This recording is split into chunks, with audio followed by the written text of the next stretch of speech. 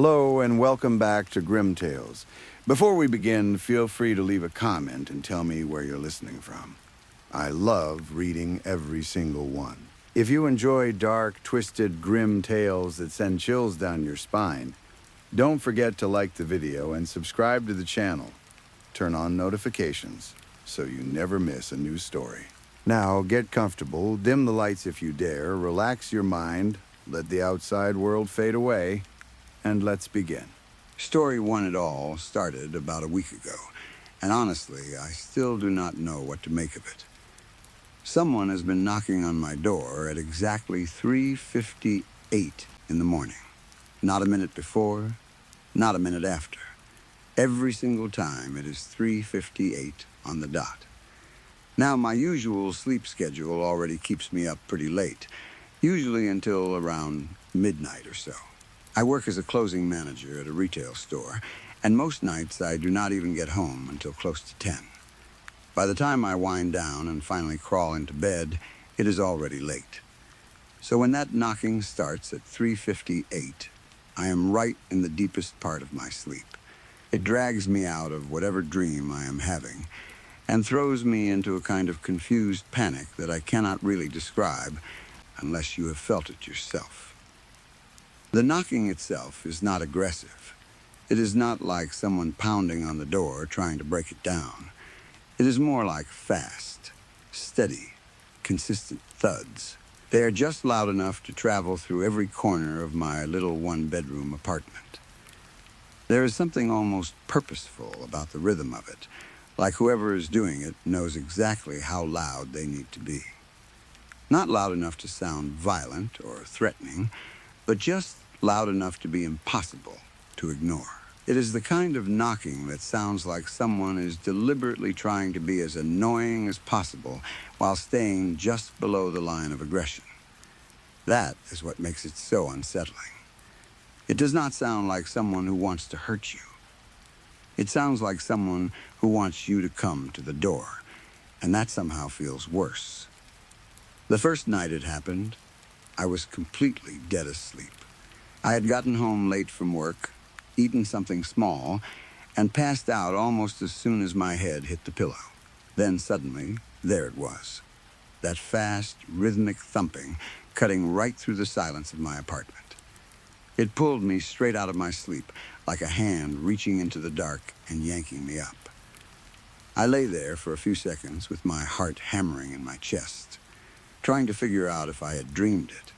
But then it kept going. The knocking just would not stop. It maintained that same steady pace, each thud landing at the exact same interval as the one before it. Eventually, I threw the covers off and stumbled toward the front door, still half asleep and barely able to see straight. The moment I got within arm's reach of the door, the knocking stopped, just like that. It did not trail off or slow down. It just cut out completely, like someone had flipped a switch. The sudden silence was almost worse than the knocking itself. I stood there, blinking in the dark, totally disoriented, and pulled out my phone to check the time. 3:58 in the morning. I figured it had to be some kind of prank, maybe some drunk kid from one of the other apartments messing around. I shook my head and turned to walk back to bed. The instant I took a step away from the door, the knocking exploded back to life. Those same fast, hard thuds filled my apartment again, and I froze in place. Slowly, I turned back around to face the door, and the moment my eyes locked onto it, the knocking stopped again. My breathing was getting faster now. I could feel sweat forming on the back of my neck and along my palms. I just stood there, completely still, staring at the door with a growing sense of dread settling into my chest. It was the realization that hit me that made my blood run cold. Whoever was on the other side of that door somehow knew when I was walking away. They could not see me. There was no window, no gap under the door wide enough to see through. But they knew. They knew exactly when I turned my back. Then a slower rhythm started up. 3 deliberate knocks, each one spaced about 2 seconds apart. They were just as hard as the others, but the pacing made them feel completely different. There was something almost taunting about it, like whoever was out there was letting me know they were still there, and they were not leaving. I took a deep breath and tried to steady myself. Then I leaned forward and pressed my eye to the peephole. The hallway outside my apartment was well lit, the same as it always is. The gray floors and cream-colored walls looked completely normal, but standing right in front of my door, facing away from it, was a person. They were shorter than me, and the first thing I noticed was their hair. It was a thick, tangled, matted mess of black hair that hung down over a dirty white shirt that was covered in stains. They were almost completely still. The only movement I could detect was the faint rise and fall of their shoulders as they breathed. But their breathing was fast, unnervingly fast, like they had just been running or like they were in some kind of heightened state of agitation. They just stood there with their back to my door, not moving, not speaking, just breathing. I knew right then and there that I was not opening that door. Not for anything. I do not care how curious I was or how badly I wanted answers. Every instinct in my body was screaming at me to stay on my side of that door. My voice cracked and wavered as I called out to them through the wood. I asked them what they wanted. No response. I asked them if they knew what time it was. Nothing. Just silence and that faint, rapid breathing that I could barely hear through the door. After a few seconds of waiting, I pulled my face away from the peephole and turned to walk back to bed. The knocking erupted again the second I moved. I whipped back around and slapped my hand against the door, and it stopped immediately. I checked the peephole again and confirmed the person was still standing there. Same position, same matted hair, same stained shirt. I slid down the door and sat on the floor with my back pressed against it, my arms folded over my knees. I sat there trying to figure out how they could possibly know when I was walking away. There was no explanation that made sense. I must have sat there for a long time, because at some point, without meaning to, I fell asleep right there on the floor. When I woke up, I was curled up on the cold floor in front of my door. My heart immediately started racing, and I scrambled to my feet and pressed my eye against the peephole. The hallway was empty. Just the gray floors and cream-colored walls and nothing else. No tangled black hair, no stained shirt, no figures standing with their back to me. I let out a breath I did not even realize I had been holding and told myself it must have been a prank. A really good prank, but still just a prank. I stretched my aching back and headed to the bathroom to get ready for the day, but I could not shake the feeling. Before I left for work that morning, I checked the hallway through the peephole 4 more times. Each time I expected to see that figure standing there, but it was always empty. When I finally worked up the courage to open the door and step out, my hands were shaking so badly that I dropped my keys trying to lock up. I knelt down to pick them up, and that is when I noticed them.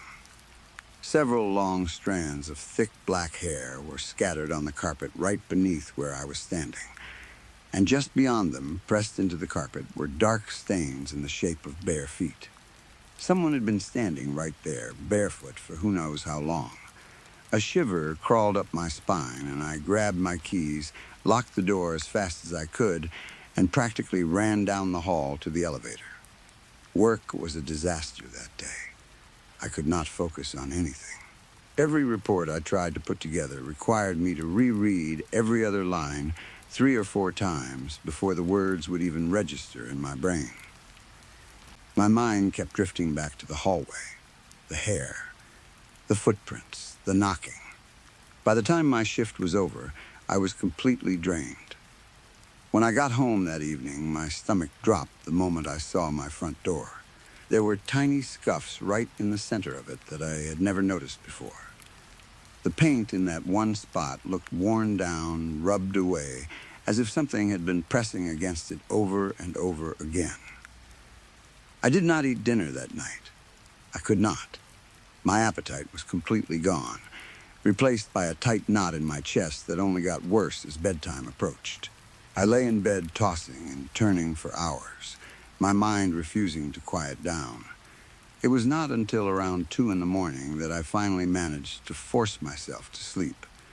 The knocking tore me awake at exactly 3:58.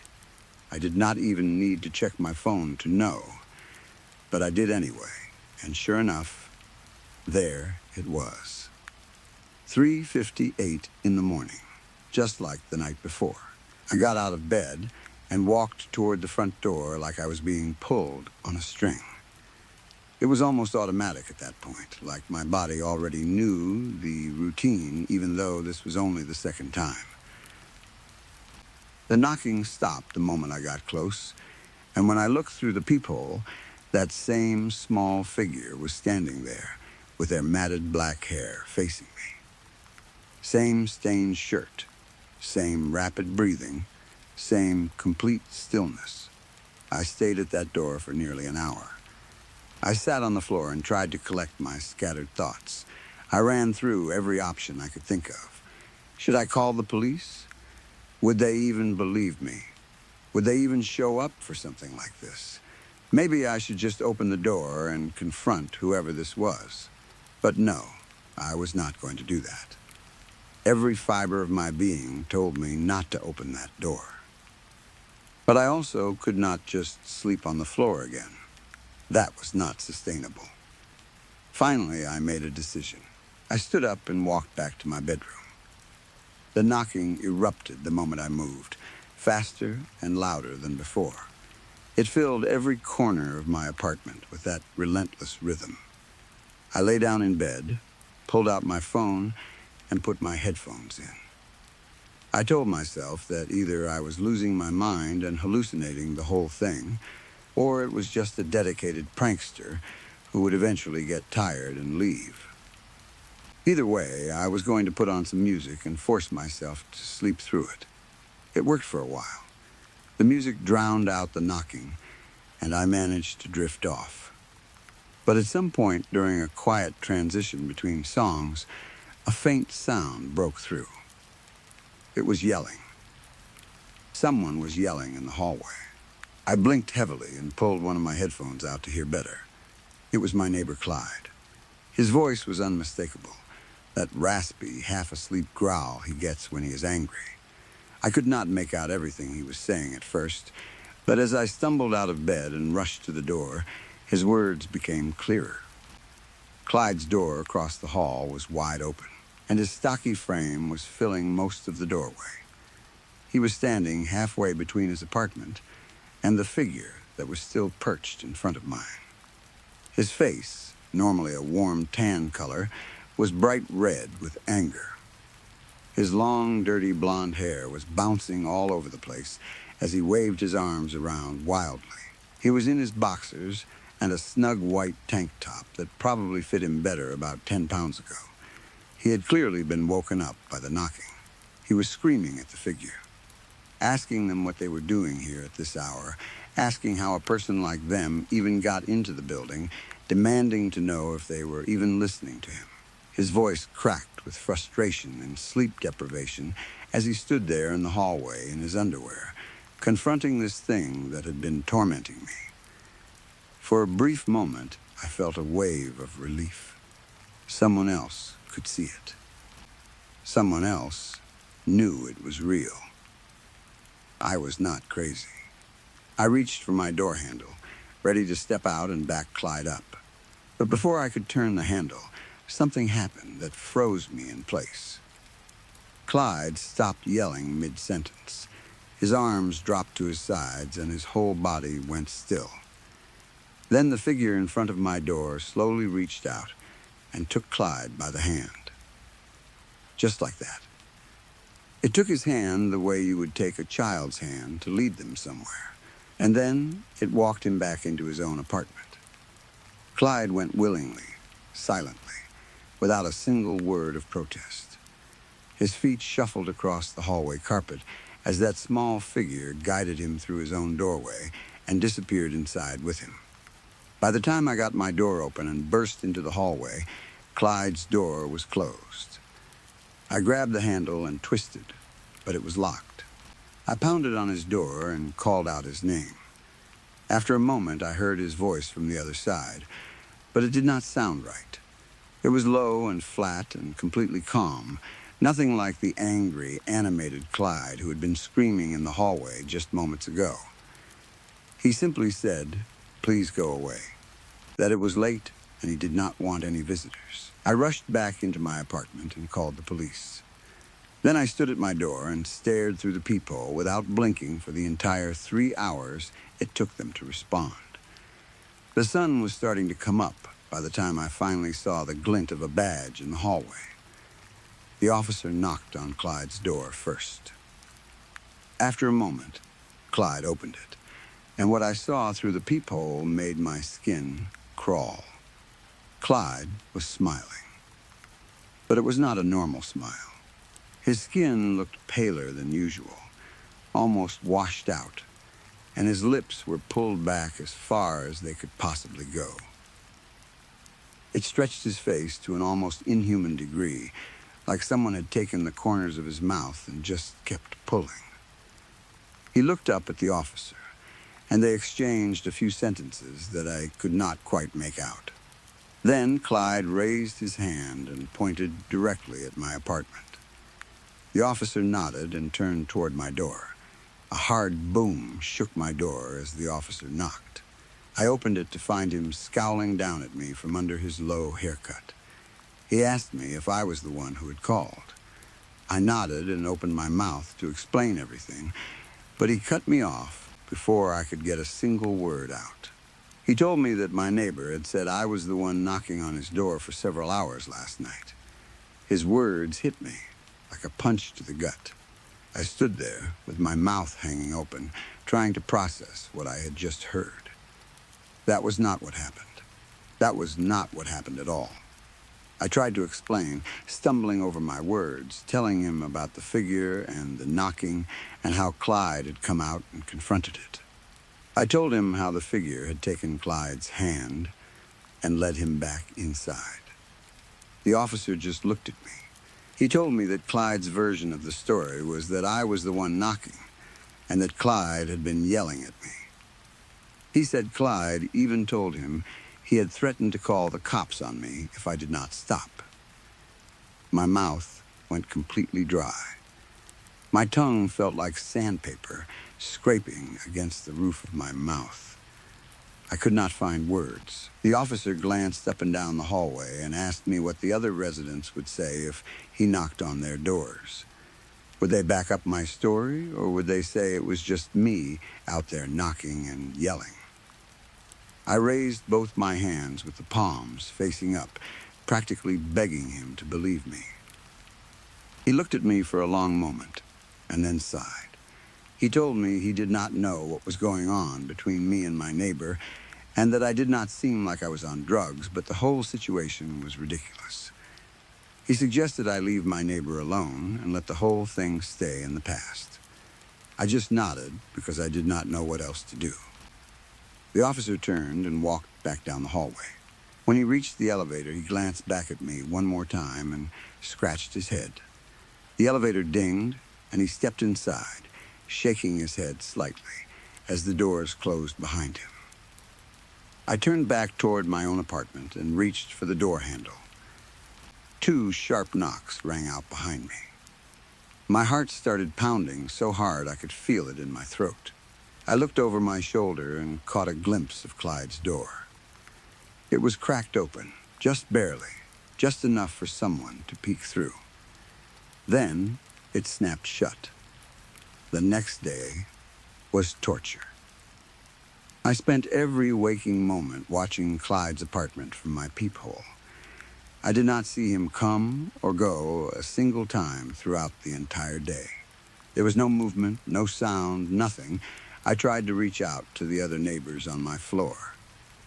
I knocked on every door and called out, asking if anyone had seen or heard anything. Not a single person answered. I went from door to door down the entire hallway, knocking and calling out, and every single one of them stayed closed and silent. It was like the whole floor had been emptied out overnight. As I made my way up and down the hall, I noticed something that stopped me cold. Every door between mine and the elevator had scuffs in the paint. They were in the exact same spot on every door, right in the center, the same worn-down marks I had noticed on my own door. It was like something had been standing in front of each one, pressing against them, rubbing at the paint in that one particular spot. The scuffs went from my door all the way down to the elevator, stopping at every single apartment along the way. Every door had them, except for one. Clyde's door had no scuffs at all. I could not sleep that night. My eyes burned and felt heavy, but my mind would not stop racing. I watched the clock on my phone tick away minute by minute, counting each one as it passed. I was bracing myself for the knocking to start again, tensing up with every passing second. When the time changed from 3:57 to 3:58, I held my breath. I replayed the past 2 nights in my head, trying to convince myself that they really happened, that I was not imagining things. The minute passed. 3:59 came and went. 4 o'clock arrived. No knocking. Nothing. Complete silence. I stayed awake all the way through to sunrise, unable to accept that nothing had happened. The absence of the knocking was somehow just as disturbing as the knocking itself. Maybe I really had hallucinated the whole thing. But that did not make sense either. I was not under any unusual stress at work. I did not have family drama or relationship problems weighing on me. I have never been a family person, and my life was pretty straightforward and uncomplicated. There was no reason for me to suddenly start losing my mind. But if the whole thing was real, then what did it mean that the knocking had stopped for a night? And if it was not real, then that meant I was creating my own torture, and that thought was almost scarier than the alternative. That stress followed me through the next day like a shadow. I could not think clearly enough to do my job. I was making mistakes I would never normally make, forgetting things I had done 1,000 times before. Eventually, I called out of work because I knew I was useless.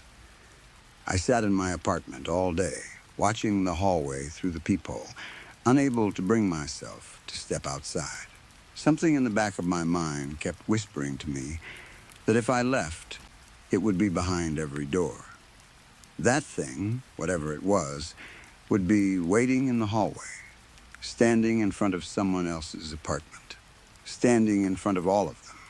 I did not eat much because my kitchen was already running low on groceries, and the thought of going to the store meant going out into that hallway and past all those doors with their scuffed paint and their silence. I struggled to fall asleep again that night, but eventually my exhaustion won out. My body simply could not stay awake any longer, no matter how afraid my mind was. I collapsed into bed and was out almost instantly. The knocking ripped me awake like a bucket of ice water thrown over my face.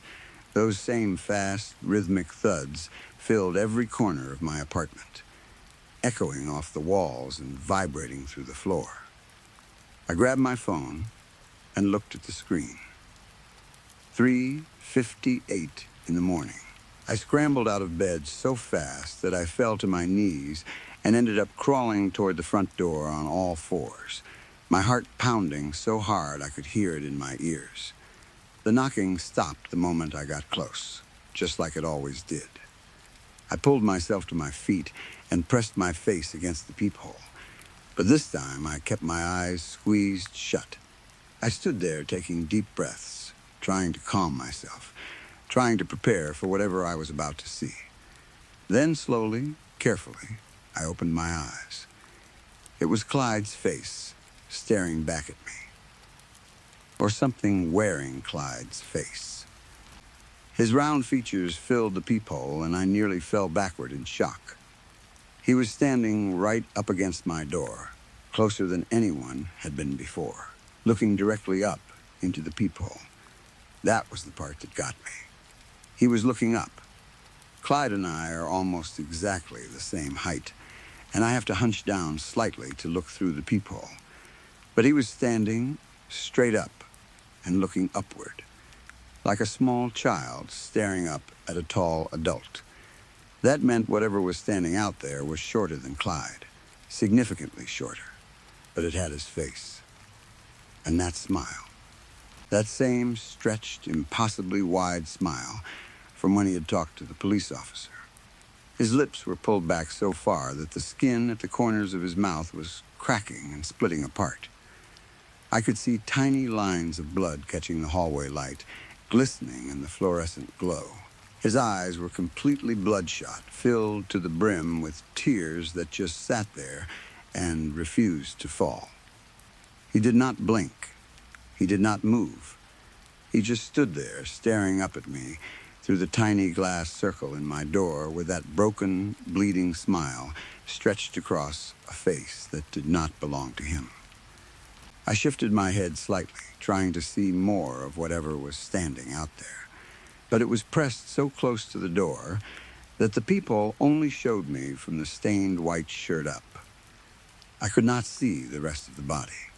I could not see what was below the neck that held up that stolen face.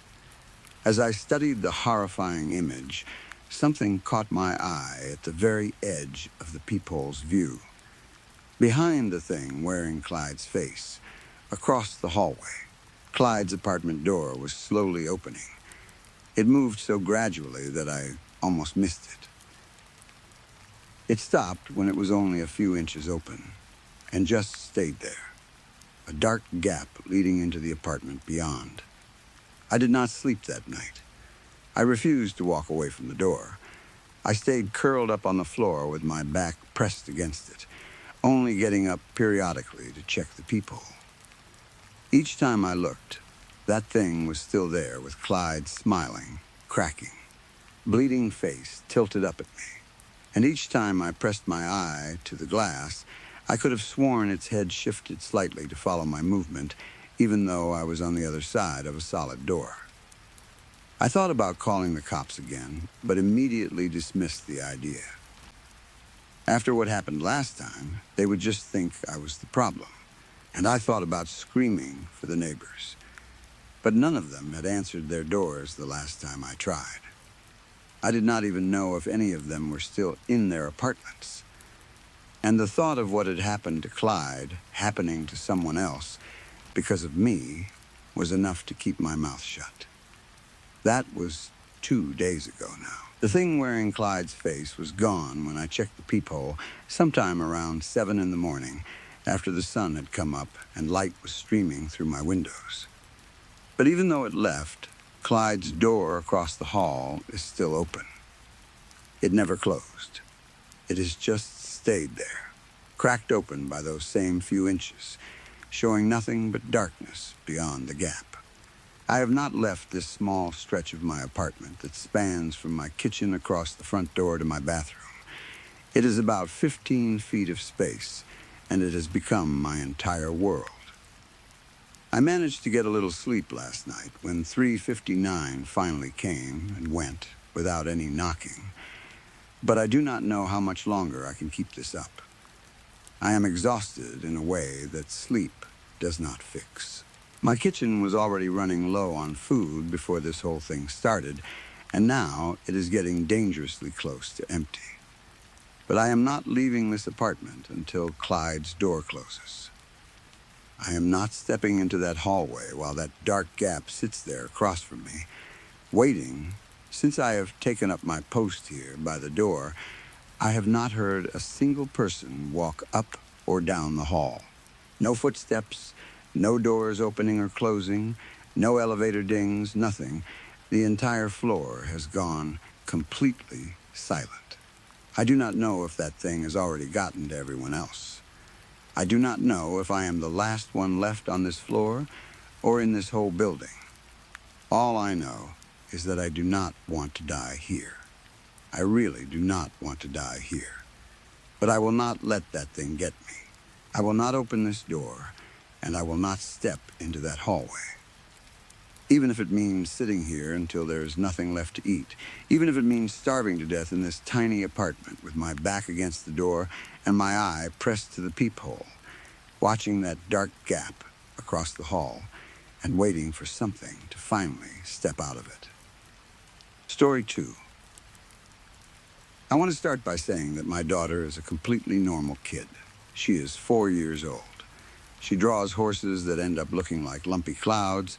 She asks why the sky is blue at least 3 times a week, even though we have already answered it more times than I can count. And her current obsession is stickers. She puts them on absolutely everything. I found one stuck to the bathroom mirror just this morning. She is not a strange child. She is not anxious. She does not watch anything she is not supposed to watch. I need all of that to be understood before I get into what happened. Because what happened does not fit the child I just described. And that is the part that keeps bothering me the most. She was already sitting at the kitchen table when I came downstairs that morning. This is something she does every single day. She gets herself up before anyone else, wanders down, pulls out a piece of paper and her crayon box, and gets to work. I am completely used to walking into the kitchen and finding her mid-drawing, totally locked in, not even noticing that I have walked into the room. That morning was no different. I went straight to the coffee maker, started a pot, and she slid a piece of paper across the table toward me without even glancing up from whatever she was currently working on. It was a drawing of our house. She draws it the same way every single time, and honestly, it is a little endearing how consistent she is about it. Same boxy shape. Same lopsided chimney in the corner that she is weirdly proud of and gets a little defensive about if you look at it too long. Our whole family lined up in a row in front of the house. Stick figures, the way kids draw them, with their small scribbled attempts at writing our names floating above each of our heads in uneven letters. I looked at the figures. I counted them. 6. We have 3 kids. My wife and I make 5 people in this house. 5 total. I stared at the drawing and counted again, slower this time, pointing at each figure one by one with my finger. Still 6. The extra figure was not standing in the row with the rest of us. It was at the back of the drawing, half hidden behind the side of the house, positioned like it was leaning out from behind the wall to look at us. It was taller than every other figure she had drawn. She had used a black crayon for it, and she had pressed down hard enough while drawing it that the paper had actually torn slightly along some of the lines. Every other figure had a name scribbled above it. This one had nothing, just the figure, tall and dark and half tucked behind the house, looking out.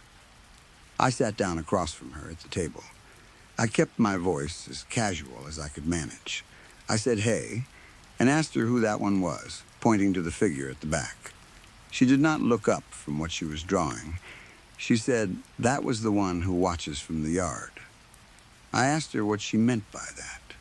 What did she mean, watches from the yard? She said at night. She said it the way kids say things when they think you are being a little slow about something that should be obvious. At night, when you turn the lights off, she stands out in the yard and watches the windows. My chest did something uncomfortable. I kept my face still. I asked her what the figure looked like. I noticed I had already picked up on the fact that my daughter had said she without any hesitation at all, so I used that same word when I asked. My daughter looked up at me. She does this thing when she thinks you are not keeping up with her, where she tilts her head slightly to the side and studies you for a moment before answering. She did that. Then she said the figure looks like Mom, but her eyes are wrong. I picked up the drawing and went upstairs. I did not say anything else to my daughter. I do not think I trusted my voice right at that moment to come out the way I wanted it to. My wife was still in bed. I sat down on the edge of the mattress next to her and held out the drawing without saying a single word. I just handed it to her and watched her face while she looked at it. I wanted to see her reaction without steering it in any direction first. She went quiet. Not the kind of quiet that means someone is just thinking. A different kind, a slower kind. She stared at the drawing, and something moved across her face that I did not have a clean word for. Then she told me that she had a dream last week. She said she was standing in the backyard. It was nighttime in the dream. She was looking up at the house, at all the windows, looking in at all of us inside. She paused after she said that. Her voice had gotten slower and a little flat in a way that was not quite how she normally speaks. Then she said she had not thought of it as a dream when it was happening. It had not felt like a dream at all. We have not said anything to the kids. I have been checking every lock in the house before we go to sleep every night since then. I check the front door, the back door, the side door off the garage, every window on the ground floor. I do it quietly so nobody asks me about it. I do not have a good answer for why I keep doing it, because of what my daughter described is actually something standing out there in the yard at night. Locks are probably not the thing that is going to matter. But I keep checking them anyway because it is the only concrete thing I can think to do, and doing nothing feels worse. I do not know how my 4-year-old knew what my wife dreamed. I do not know if she knew at all, or if there is some other explanation for how those two things line up so perfectly that I just have not thought of yet. I have been turning it over in my head for days now. Maybe my daughter overheard my wife say something about the dream and held on to it without any of us realizing. Maybe she saw my wife sleepwalking and put it together in her own 4-year-old way. I have been trying very hard to land on one of those explanations and stay there, because the other possibility, the one that is underneath all the reasonable explanations, is one I do not want to look at directly. My daughter said the figure looks like my wife, but its eyes are wrong. She said it stands in the yard at night and watches the windows. My wife dreamed she was standing in the yard at night, looking in at all of us, and when she was in that dream, it did not feel like one. Those two things came from two completely different people in my house who had not spoken to each other about any of it, and they described the same scene from two different sides of the glass. The drawing is still sitting on the kitchen table. I have not moved it. I have walked past it probably 40 times over the last few days, and I have not picked it up. I told myself I was just leaving it there because I did not want to make a thing out of it in front of the kids. Did not want to draw attention to it by suddenly making it disappear.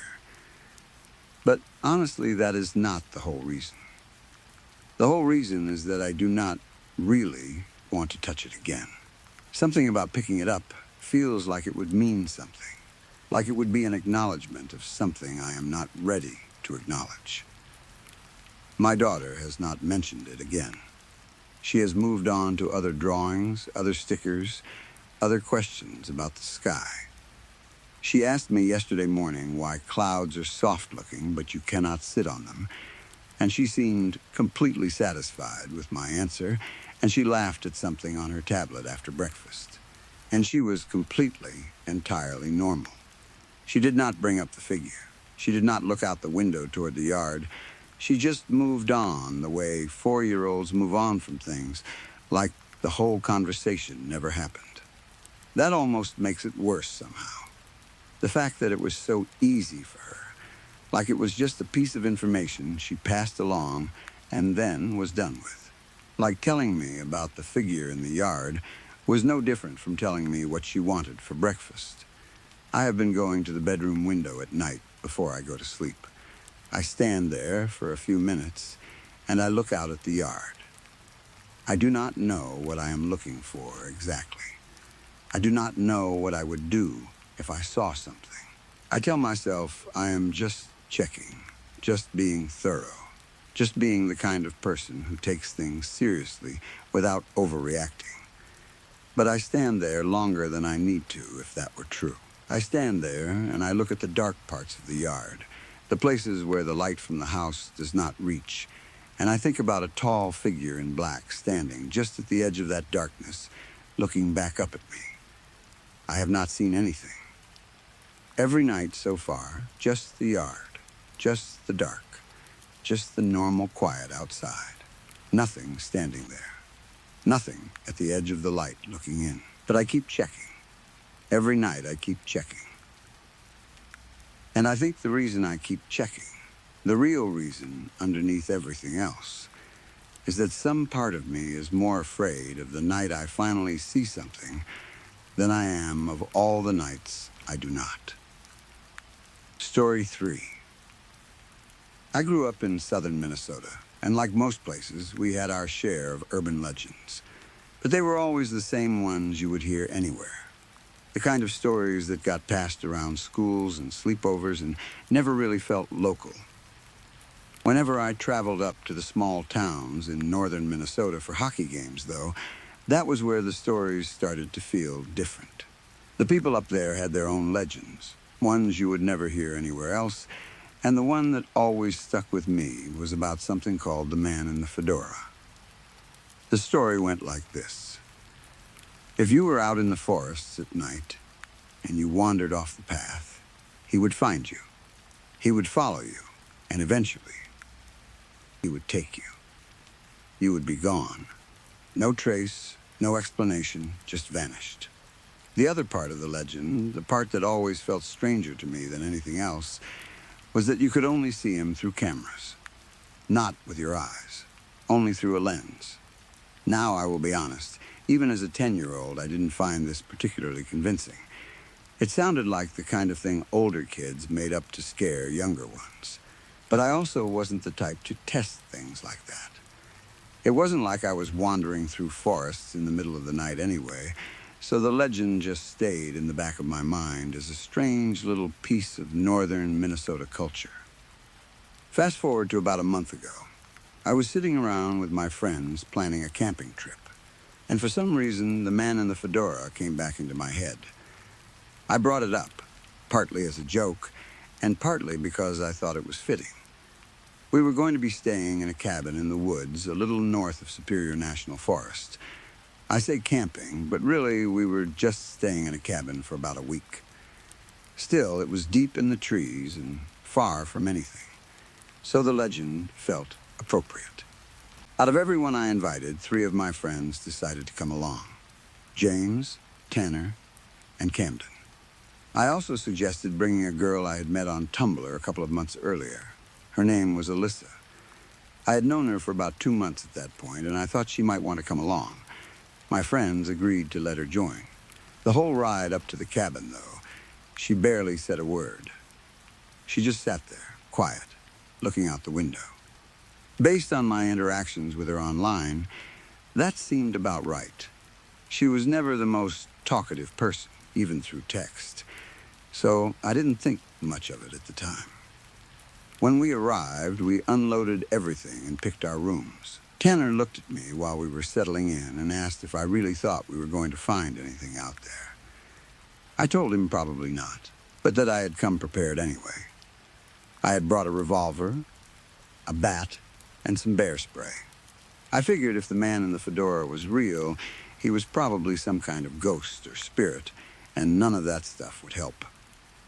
But I also had to cover my bases. The last thing I wanted was to run into a bear with nothing but my hands. Alyssa asked about a camera. I told her we could just use our phones. Tanner asked if I had done any research, and I told him the truth.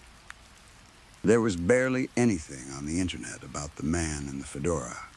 It was one of those legends that lived in conversation, not on web pages.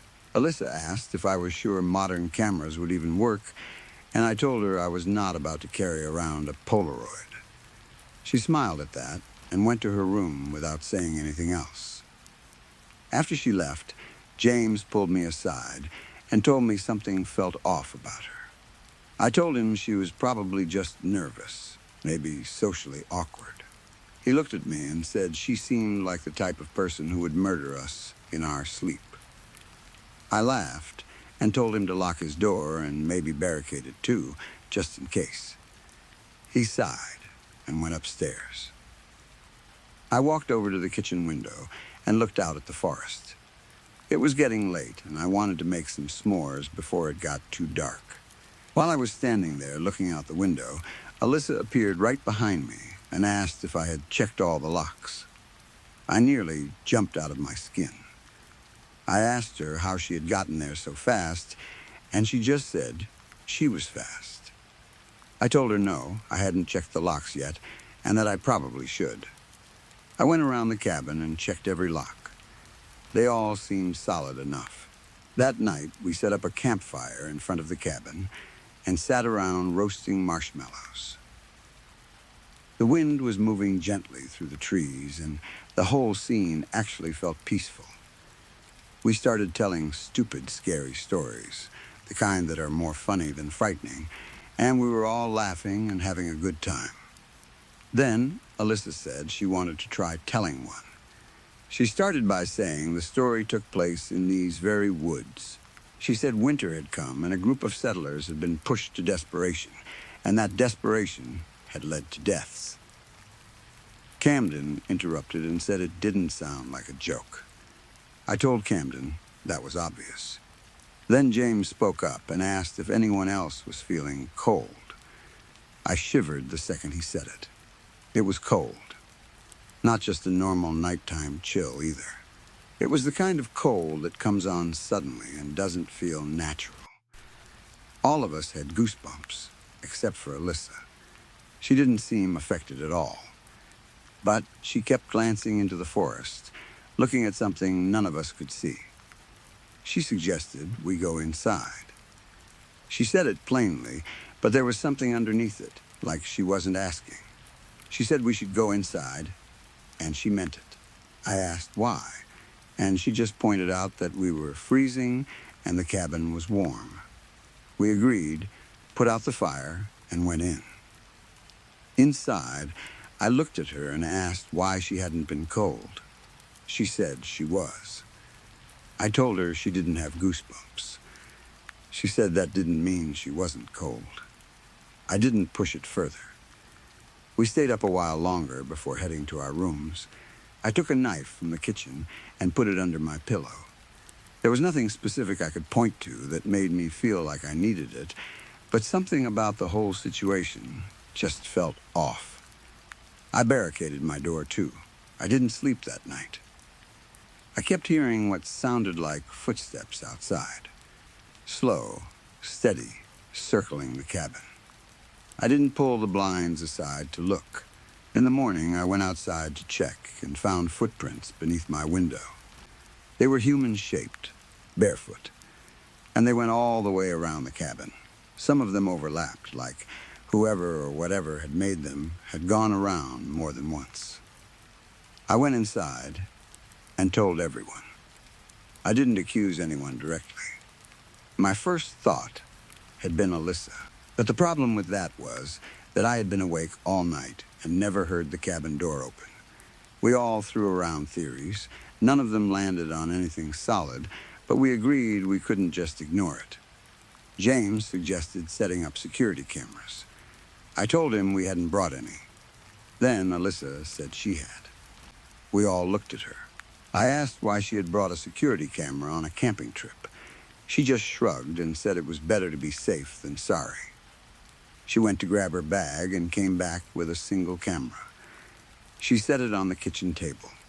Camden asked why she hadn't mentioned it earlier. She said she forgot. I asked what brand it was, and she said she didn't know. I asked what she meant, and she said her brother had given it to her. I stopped for a second because I remembered clearly that she had told me on Tumblr she was an only child. She said she had lied. That made all of us uneasy. If she lied about something that simple, there was no telling what else might not be true. Tanner picked up the camera and turned it over, looking for any kind of label or brand marking. There was nothing. Alyssa pulled out her phone and showed us the app it connected to. The footage was grainy and low quality, but it worked. We decided to mount it outside above my window. James pulled me aside again and whispered that we shouldn't have brought her. I agreed, but said there was nothing we could do about it now. We spent the rest of the day getting ready to go out into the forest after dark. When night finally came, we headed out with our phone cameras on, scanning the trees for anything unusual. But what struck us first wasn't something we saw. It was the silence. The forest was completely, unnaturally quiet. No insects, no animals, nothing. The only sound was the wind pushing through the branches. And even that sounded wrong. It came in waves that almost sounded like screaming, long and drawn out. All of us were getting scared. Then Alyssa stepped on something. We all looked down and saw a dead deer at her feet. It was mostly skeleton, just a few strips of flesh still hanging from the bones. Alyssa screamed and fell backward. I told everyone we were going back to the cabin. Nobody argued. We ran back and found the front door wide open. We had forgotten to lock it. James stepped inside first and immediately came back out, covering his nose. I went in after him and understood instantly. The smell hit me like a wall. It was the unmistakable stench of something rotting. We all agreed that nobody was going back inside. Alyssa said we should just leave. Tanner started yelling about all the stuff he had bought for the trip. I told him something was in there and I didn't care what it was. We could come back for everything in the morning. We ran to the car, piled in, and I turned the ignition. My hands were shaking. I told Alyssa to check the camera footage. She pulled it up on her phone and rewound it to the point where we had left the cabin. We watched in silence. Near the end of the recording, we saw my window open from the inside. Something reached out with my bat and tried to knock the camera down. When it couldn't, it just pulled back inside and moved deeper into the cabin. I put the car in reverse and started to back out. But then I stopped. We all saw it at the same time. Something was standing at the edge of the cabin, watching us. It was shaped like a person, but wrong in every way. It was stretched, too tall, too thin, like someone had taken a human body and pulled it apart. Its skin was the color of ash. Its body looked starved, every bone visible under the skin. It just stood there, gnawing on one of the beef sticks James had brought. It chewed slowly, watching us the whole time. When it finished eating, it started walking toward the car. It moved straight to the driver's side window, right next to me. I tried to reverse. The car lurched backward and then jerked to a stop. The thing had grabbed onto the car with its hands and was holding it in place. It pressed its face against the glass. I could hear its breathing, heavy and wet. Its face was the worst part. It had no lips. They were torn off, leaving its teeth fully exposed in a permanent grin. Its eyelids were gone too, so its eyes just stared, wide and unblinking. Its breath fogged the glass, and then it spoke. Its voice came out rough and broken, barely more than a whisper. It said, "I'm so hungry." Alyssa told me to roll down the window. I screamed at her and said, "Absolutely not." She said if we didn't do something, it was going to break in. I told her that rolling down the window would just let it in faster. She told me to trust her. I didn't have another option.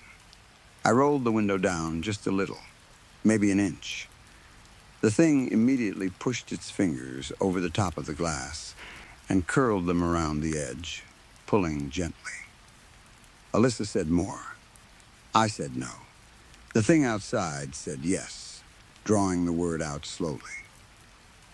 Alyssa said to do it or we were all going to die.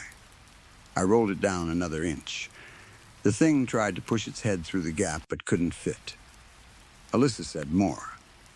I did it again. It tried again. Still couldn't fit. Alyssa said more. I rolled it down a little further. Camden started panicking behind me, yelling my name, begging me to stop, saying we were going to die. Alyssa put her hand over his mouth without looking at him and said it one more time. More? I rolled it down another inch. Then Alyssa told me to roll it down far enough for the thing to push its head inside. I told her I couldn't. She reached into her bag, leaned across me, and rolled the window all the way down herself. The thing shoved its head through the opening and reached for me with one long arm. Its fingers were inches from my face. Then Alyssa pulled out a Polaroid camera and fired the flash directly into its face, point blank. The thing screamed. It was a horrible sound, high and raw, almost exactly like the shriek Alyssa had let out earlier when she stepped on the deer. It yanked its head out of the car and stumbled backward, grabbing at its face with both hands. Alyssa screamed at me to reverse. I slammed the car into gear and floored it. We tore out of there, branches scraping the sides of the car. I rolled the window back up and just drove. After a few minutes, when we were far enough away, the car went quiet. Then James started yelling, asking what the hell that thing was. Tanner was shouting at Alyssa, demanding to know what just happened. Alyssa just sat back in her seat and said she saved us. I told everyone I thought we should just leave our stuff behind. I was not going back to that cabin. Not for anything. We drove back into town and checked into a hotel. None of us slept. I have barely spoken to Alyssa since that night.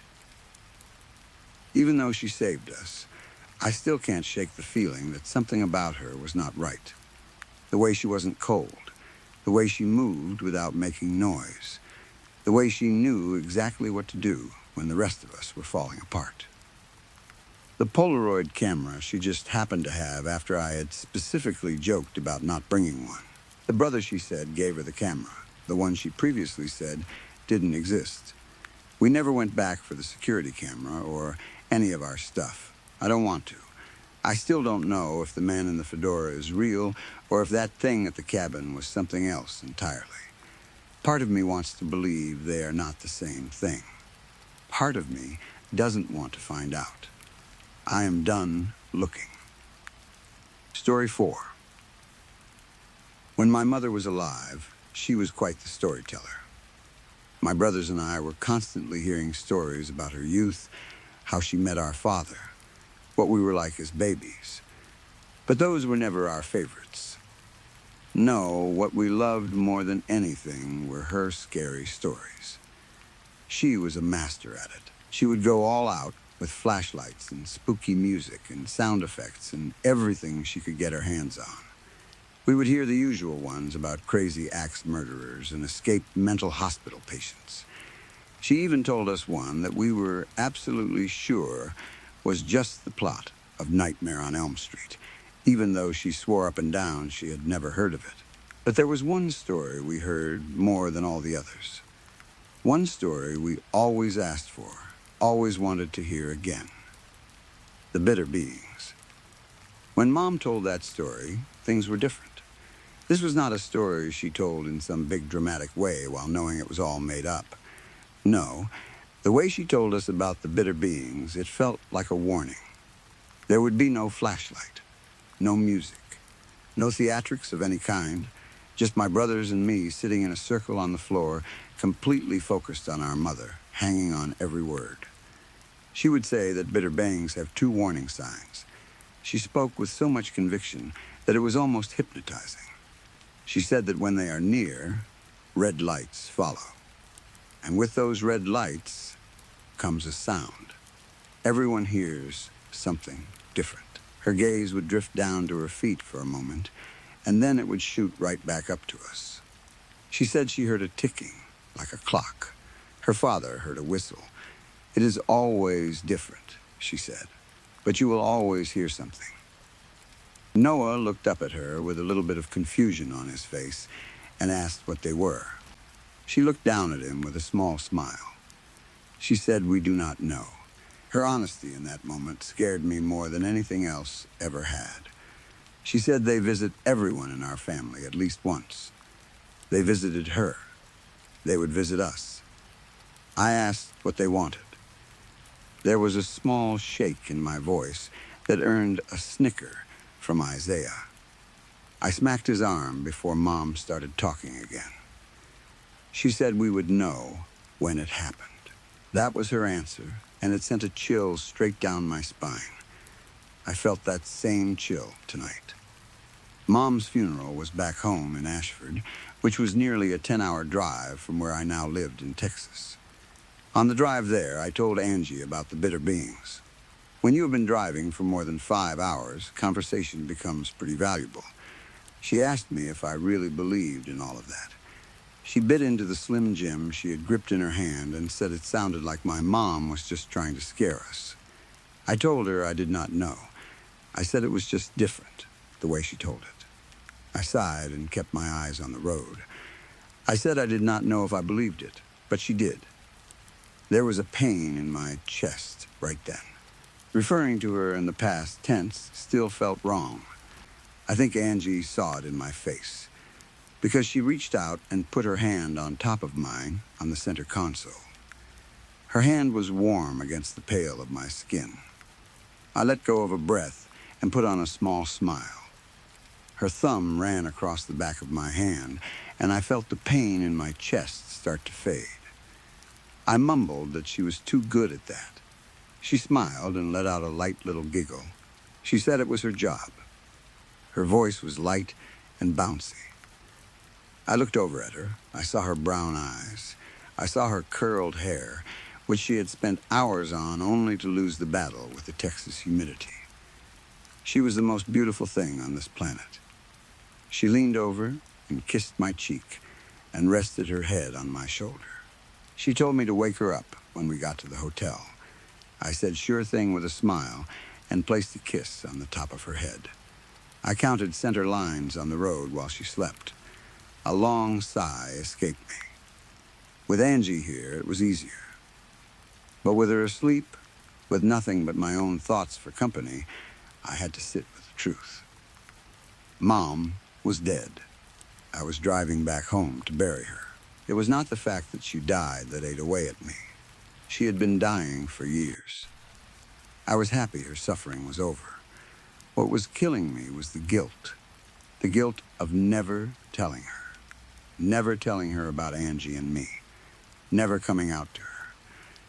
She died without knowing her daughter was in love. I was far too scared to tell her. When I told Dad, that was the last thing I ever said to him. He shouted through his closed front door that no daughter of his was going to be with a black girl. If Dad thought that way, I could not take the risk of Mom feeling the same. I could not have her die hating me, resenting me, wishing I was someone I was not. Now that she was dead, though, I wished I had told her.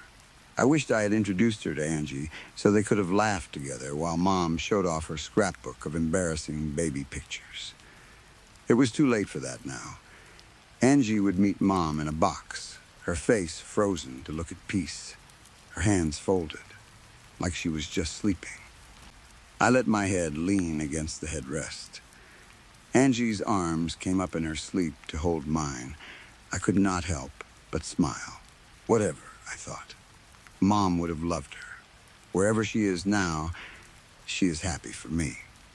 I am sure of it. We arrived at the Speakeasy Inn about 2 hours before a family gathering. I woke up Angie, who grumbled her way out of the car, and we made it to our room. I murmured that I was going to take a quick shower as I set my bag down. Angie stood with her arms crossed and squinted at me slightly. She said hey in a soft voice and took a few steps toward me. She asked if I was okay. I gave a nod, but she saw right through it. She told me to really tell her. I sighed and leaned into her hand as she touched my cheek. I admitted quietly that I felt guilty. I said she died not knowing about Angie, about us. Her lips curved into a small smile. She said my name so gently. Katie, she said Mom knows now. She looks down at us and sees just how happy we are. And she is happy. She said she just knew it. A smile forced itself onto my face. I leaned in and gave her a quick kiss and rested my forehead against hers. I whispered that I loved her. She said she loved me too. Her hand tapped my back lightly, and she told me to go take that shower. She said she would get ready. That shower felt like heaven. The hot water poured against my skin, washing away my guilt, sending it circling down the drain and leaving me forever. I hoped. As the steam curled around my body, I took a breath and folded my hands. After a moment of thought, I closed my eyes and prayed. I whispered, "Hey, Mom." I said it felt weird. I told her she knew I was never religious, but I wanted to say hi, and I wanted to tell her about me and Angie. I said I thought she would have loved her. And I kept speaking.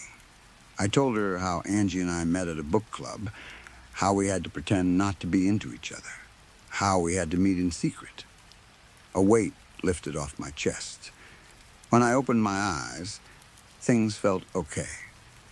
I turned the handle and watched the stream of water fade away. I pulled back the curtain and jumped slightly when I found Angie standing by the sink. I told her she scared me. She laughed. She said she wanted to get in with me, but she heard me talking to my mom. I took the towel she handed me as I stepped out and wiped my face. She said it was sweet. I smiled and felt a blush creep onto my cheeks. I said I just wanted her to know. My voice was meek. Angie loosely wrapped her arms around my neck, looked up and down at me, and just kissed me. She whispered against my lips that she thought Mom knew. Then she said, "Let us hope she does not watch the next 20 minutes. I snorted out a laugh before kissing her again and letting her hands wander wherever they liked. We arrived at Noah's house just as the sun was beginning to set. He was quick to pull me into a hug the second I barely stepped out of the car. He said he missed me and shook me a little in his arms. I laughed and pushed his chest to free myself. I told him I missed him too, called him an idiot, and motioned to Angie. I said, "This is Angie." Noah met her with a smile and a handshake. He said that in all those phone calls I never mentioned how stunning she was. Angie laughed a little as she shook his hand. She said I never mentioned how handsome he was. Noah rolled his eyes. He told her she was dating his sister and should not be flirting with him. I smacked his arm and we all laughed. He told us to come on in, that most everyone was already there. He motioned for us to follow, but I hesitated. I asked quietly if Dad was there. Noah's face dropped slightly before he gave a small nod. He said, "Yeah." He breathed it out. He said he could not tell Dad not to come. I told him I knew. I sighed and said I just did not want a scene. Angie grabbed my hand without saying a word. Noah told me he would make sure there was not one, and we followed him inside. The spacious 3-bedroom home felt tight and cramped with a number of people packed into it. Noah's daughter and son were bouncing around the living room while his wife did everything she could to keep them under control. She greeted me with a smile. I gave a slight wave, and she went right back to wrangling her little ones. I heard a loud voice call out that it was the little sister, alive and breathing. I turned to find Isaiah, his hair grown out and his mustache curling over his top lip. He squeezed me into a hug and asked how long it had been.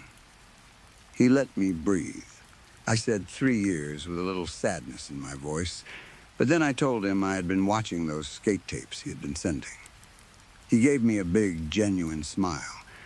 He asked if I really had. He punched Noah's arm and said this one keeps telling him to quit. Noah said with a chuckle that he said Isaiah should have an actual career. Angie stepped in and said that with how popular skating was getting, it could absolutely become a career. Isaiah's smile grew even wider. He said he loved her already and asked where I had been hiding her. He pulled Angie into one of his bear hugs. He said she must be Angie. She laughed and said he must be Isaiah. She said I told her he was a hugger. He corrected her and said not a hugger, but a lover. Noah laughed and asked how Isaiah was the gayest one in the house right now. Isaiah punched his arm again and told him to shut up. I shook my head and took Angie's hand and decided to walk around and introduce her to anyone who was interested. Uncle Phil told her how much he loved that Tupac fellow, even though I told him she was a country girl. Aunt April told her how much she loved her hair and then decided to touch it without asking. The wonders of a suburban white family. Angie said in the kitchen that my family was sweet. We were grabbing ourselves some cold cuts. I told her I was pretty sure she was the first black person they had talked to since Nixon. She snorted and pushed my shoulder. She said I was ridiculous. She bit through a piece of salami and was still smiling at me. I stared at her for a moment and then sighed. I started to apologize for how they were, but she cut me off. She said they were just oblivious. She said she was not offended. I smiled at her and kissed her cheek while she shoved the rest of the salami in her mouth. I sipped on some sweet tea. She swallowed and kissed my cheek back and sighed happily. She said she was going to find the bathroom and would be right back. I watched her walk down the hall with that smile still stuck on my face. Being here, surrounded by family and the love of my life, made my mother's death feel manageable. Like, despite it all, we were happy, here to celebrate her and remember the best of her, until a gruff voice mumbled my name as it stumbled into the kitchen. I looked over and felt my heart drop. I said, "Hi, Dad." I had not seen him in years, and in that time it seemed Mom's condition had really taken a toll on him. He was balding now, with only a few thin strands of hair left on top of his head, and he had seemingly doubled in size. The buttons on his shirt could barely contain him. I could not help but feel sorry for him. There was silence between us for a moment. He shifted awkwardly on his feet and then sighed. He started to say something, stopped, and sighed again longer. He said my girlfriend seemed to be making good impressions. I replied simply, "Yeah, I could barely make eye contact with him." I asked if he was holding up okay, desperately wanting to change the subject. He admitted that divorce does not make death any easier. His voice shook a little. He said he loved my mother, despite everything, and that he was going to miss her. I said, "Me too," quietly. He took a breath and finally lifted his head to really look at me. He said he knew the last time we saw each other he was, and then he seemed like he did not want to finish that sentence, so he just moved on. He said he was sorry. He said he was angry and should not have taken it out on me. He said he was happy that I was happy, and that he knew my mother would feel the same. My eyes widened a little. I held my breath. My father was a lot of things, but someone who apologized was not one of them. To hear the words "I am sorry" come out of his mouth was like seeing a pig fly. Part of me wanted to hug him. Another part of me wanted to scream at him. But all I could do was stand there with my mouth open, unable to form a single word. He said he knew he was giving me whiplash and let out an awkward, heavy chuckle. He said that in honor of my mother, he wanted to make things right. I let a small, cautious smile curve onto my lips. I said, "Thank you, Dad," quietly, finally able to meet his eyes. They looked so tired. I said it meant a lot. He said I would always be his little girl. He took 2 big steps toward me and wrapped his large, heavy arms around me. He said he loved me. I said I loved him too. I sniffled quietly and felt tears forming at the corners of my eyes. He gave me one big squeeze, and I let my smile grow. I hated to admit it, but I had missed his bear hugs. Then I heard Angie squeak from beside us that she could not believe what she was seeing. Dad let me go and tried to smooth out his shirt and straightened up a little. He asked if she was Angie. His voice was unsure, like he was expecting a punch to the gut. She said that was right, and said she remembered him calling her something else the last time they met. I winced at the remark, and I saw Dad's skin turn bright red. He stammered and said, yeah, he was just telling me. He was sorry. Angie waved a hand. She said water under the bridge. Both Dad and I raised our eyebrows in surprise. I whispered really, mostly to myself. She said she believed in second chances.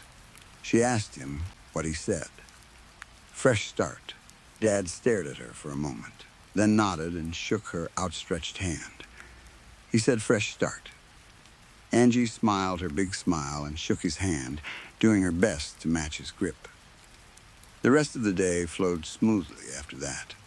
Noah's kids showed me every single picture they had colored that month. Isaiah practically forced Angie to take a few Bad Religion CDs home with her. Dad and I spent some time talking about Mom in her final months. It felt normal. Natural, we left the house as the night cooled the air and the moon lit up the neighborhood. Angie and I were among the last to leave because I had found it impossible to pull myself away from the people I had missed so much since my move. Noah asked if our hotel was good enough. He said he could make his daughters sleep in his son's room tonight if we wanted the extra bedroom. I shook my head at his offer with a smile. I told him we were fine, but thanked him. I said it was nice to see everyone again, and that I had not been home in so long. Noah's smile faltered a bit. He asked if Paulie had offended me or Angie. I raised an eyebrow and asked why he would. I saw Noah's face flush before he sighed. He said Paulie had some colorful things to say about me and Angie. I balled my fists at my sides and felt anger start to build in the pit of my stomach. I asked what he said. Noah opened his mouth, but Angie was the one who spoke. She said not important. She interrupted with that smile that never seemed to fade. She said whatever anyone had to say did not change a damn thing. She kissed my cheek and took my balled fist and opened it up and grabbed my hand. Noah's smile returned. He said she was a keeper and told me good for me. Angie exclaimed that she knew and slipped her hand out of mine and walked back to the car. She said to come on because she needed a shower. I laughed and shook my head and looked back at Noah. I stepped in and hugged him. I said thanks for everything quietly against his chest. He whispered that he would do anything for me. He said he did not care what anyone said. I was still a part of this family, and Angie was too. I smiled wider and pulled back. I told him I would see him at church tomorrow and walked back to the car. I opened the door and gave Noah a final wave. He did the same as I sat in the driver's seat, and Angie's hand found mine right away. It did not take us long to fall asleep once we got back to the hotel. 10 hours of driving plus 4 hours of talking to my entire bloodline will really take it out of a couple of girls. We slept in each other's arms. The air conditioning in the room was far too cold, and we were too tired to figure out how to turn it up. I slept soundly, but I was woken up at 3:30 in the morning. Angie was on her side, facing away from me, and the room felt completely still and motionless. As the drowsiness washed away from me, I could hear it, a high-pitched, barely audible ringing that would not stop. I blinked myself more awake, and the noise only became clearer. It started to hurt deep inside my ear, so I cupped my hands over both of them and looked around the room. The bathroom light was on. I looked to my right. Angie was sound asleep, her chest rising and falling in a slow, peaceful rhythm. I looked forward again. There was a shadow under the door, a solid, unmoving shadow. Carefully, I slid myself off the mattress and stood up straight. The figure behind the door stayed perfectly still. I looked at Angie again, still sleeping like a baby. I slowly started inching toward the bathroom door, my hands shaking as I moved. With each step, my body grew heavier. I became a glacier, every movement deliberate and calculated. I stopped just before the door and took a deep breath. I looked down at the gap beneath the door and froze completely. The light, which had been a soft golden glow before, was now a harsh and terrifying red. My body went stiff and suddenly cold. I remembered Mom's stories. The ringing in my ears grew louder, and the red spilled further out into the room, creeping across the floor and stopping just before my toes. I whispered no. No, no, no, no. Angie's groggy voice broke through to me. She called out baby and asked what was going on. I gasped and looked down at my feet again. The red was gone.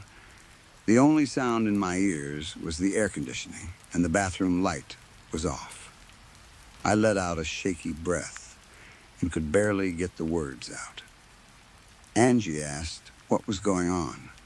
I heard the rustling of sheets as she slid out of bed. I finally turned my body toward her and saw the tired look of concern on her face. It was all I could get out before I threw my arms around her. It took her a moment to realize how terrified I was, but when she did, she shushed me and ran her fingers through my hair. She said it was okay. She said it was all right. I managed to say through quiet sobs that it was the bitter beings. I said I had a nightmare about Mom's stories. She stopped me with a firm voice that carried enough authority to calm me down slightly. She put her hands on my shoulders as I pulled back. She told me they were just stories. She said it was just a nightmare. She said it was okay. I nodded a little and wiped tears from my eyes. I said I was sorry. She said it was okay. She kissed my cheek and gave me a reassuring smile. She said we should get back to bed because we had to be up in a few hours. We crawled back into bed and she held me in her arms and I let my head rest on her chest. My eyes stayed open for a while, locked onto the gap under the bathroom door. That was not a nightmare. It could not have been. Mom never explained what the bitter beings actually did. Maybe that was all. Maybe they just scared you half to death, made you look crazy in front of your girlfriend, and then ran off giggling somewhere. For my own sanity, I believed that. I had to if I was going to get any sleep. That morning, I woke up telling myself that last night was just a dream, the result of stress and unresolved guilt over the death of my mom. That was all it was. Angie and I both dressed up. Black dresses with long sleeves, which Angie objected to because of the heat, but I felt it was what Mom would have wanted. We arrived at Valley Lights Church early in the morning. The sun was barely showing itself as we got out of the car. We met Noah again, and he greeted us both with hugs.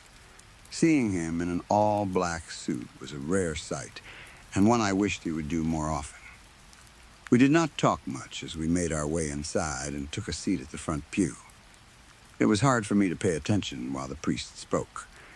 Memories of last night kept swirling around in my head, and on top of that, there was the sight of my mother lying motionless in a wooden box just feet away from me. Angie's hand found mine in the middle of the service, and I let out a breath. She flashed me another smile. She was so good at quieting my mind like that. The priest announced that Maura's youngest daughter, Katie, would now come up to say a few words. I took a deep breath. I felt Angie squeeze my hand. I stood up. I gave the priest a small smile as I passed him and stepped up to the podium. I looked out over the audience gathered in the church and let myself relax. I started by thanking everyone for coming. I said Mom would be so happy to see so many people gathered there for her. I saw smiles in the pews and continued. I said that Maura Margera was more than my mother. She was my best friend. She was my protector. She was my confidant.